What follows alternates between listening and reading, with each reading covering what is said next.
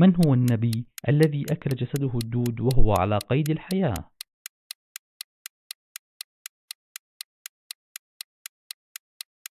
الإجابة الصحيحة أيوب عليه السلام.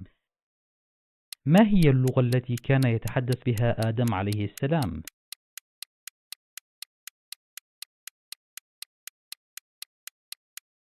الإجابة الصحيحة اللغة السريانية. ما هي الدولة الوحيدة التي ذكرت في القرآن الكريم؟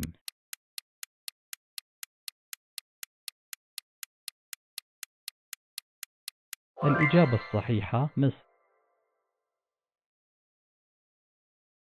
ما هو الشيء الذي ذكر في القرآن الكريم إنه يتنفس ولا روح فيه؟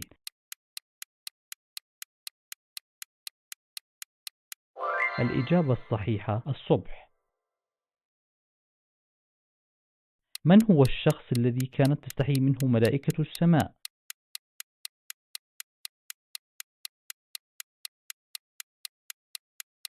الإجابة الصحيحة عثمان بن عفان.